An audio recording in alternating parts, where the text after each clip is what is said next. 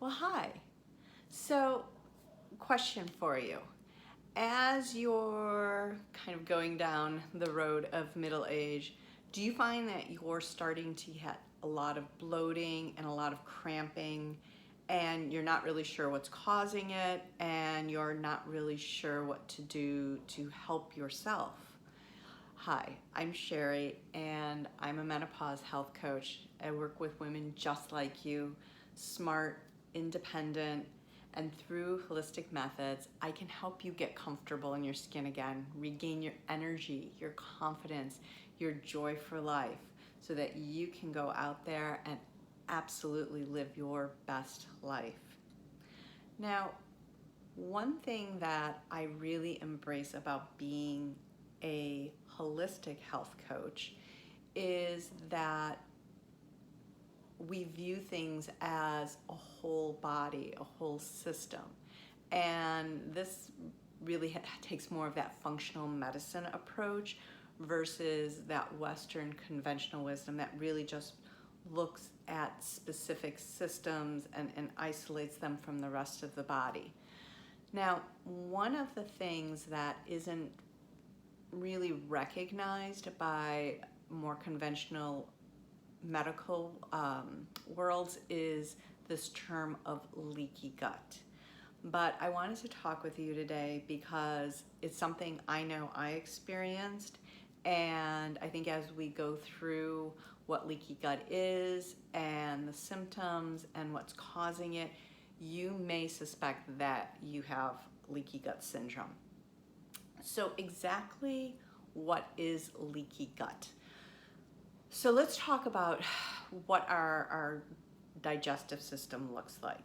So, as we're eating food and it goes through our stomach, and from our stomach it's passed on to the intestines, this is where the absorption of nutrients happens.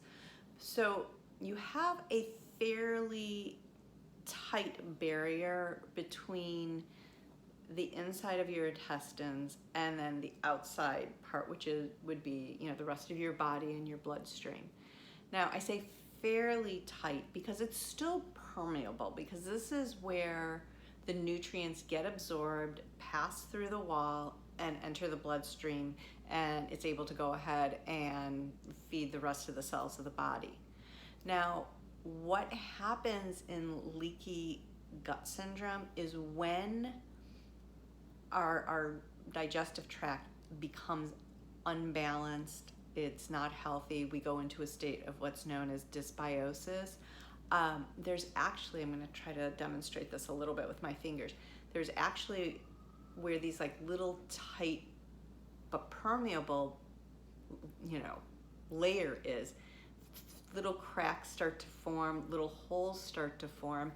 And what happens is not only are the nutrients getting absorbed and being passed into the bloodstream, but also toxins that should be passing through and out of your body, and also bits of food particles. So what does this mean? This obviously shouldn't be happening, and it tends to wreak havoc on the body and really causes inflammation. The immediate symptoms that you can get from this are most notably bloating, cramping, and gas. But now, if a leaky gut goes unhealed, untreated, it can escalate further, like I said, causing inflammation in the body, but then it can present itself in areas of autoimmune disease. And this is where I think I suffered from leaky gut, because when I was diagnosed with MS, this was something that I really focused on healing so that my whole body could heal. And I think as a result of doing that and a few other things, my MS has been in remission now for, 20 years. So what causes leaky gut? Well, there's a couple of things that are thought to cause leaky gut. But as I mentioned earlier, it's still one of those conditions that there's not a lot known about. So some of the information that is out there is more like a well-educated guess of what's causing it and why it happens. And they're continuing research on it, but right now it's just there's not a lot known. And as I said, traditional Western medicine doesn't really accept it as a condition. So the standard American diet, or more commonly known as the SAD diet, is thought to be one of the big culprits. And what the SAD diet is sounds exactly like what it is. It's very sad. But this is where you're getting a lot of processed foods, a lot of processed carbohydrates, a lot of sugar, a lot of unhealthy fats and oils. And just in general, this is causing it's almost like it's not nutrient dense, and our microbiome just doesn't optimize itself when it doesn't have the right fuel. And so because of this, it's thought that possibly could create some of those cracks and holes in the intestinal lining.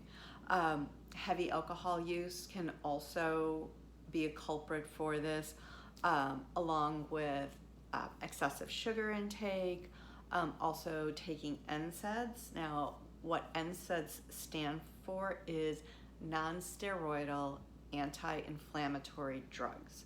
So that is things like aspirin.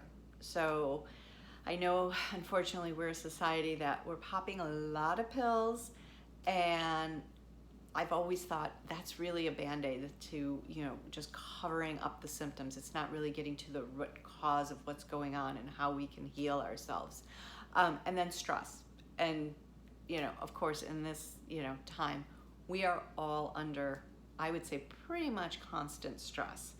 So what's interesting is I started thinking about talking about leaky gut because last week I was talking about the thyroid. And it's very interesting because a thyroid that isn't optimizing at its best can actually have an impact on leaky gut. But here's sort of the chicken and the egg. Having leaky gut can also have an impact on your thyroid not working at its absolute best.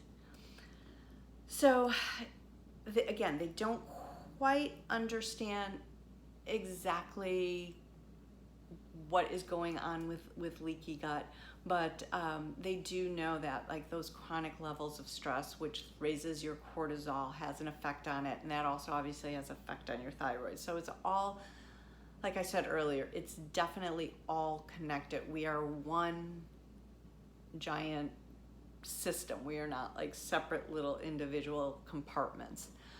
So what can you do if you are suspect that you might have leaky gut? Well, the first thing obviously is to start cleaning up your diet. Really start to pull back and limit how much refined carbs you're eating. Ideally, I would love for you not to eat any refined carbs. I would rather see carbs coming from more, of a plant-based source. Also taking a really high-quality probiotic that's going to really, tend to that microbiome. Also eating fermented foods. So we're thinking, sauerkrauts and kimchi and kombucha and miso. Again, what we're trying to do is support that microbiome gut health. And then, eat lots of just really, high fiber, plant-based diet, and go ahead and try to back off from those NSAIDs and not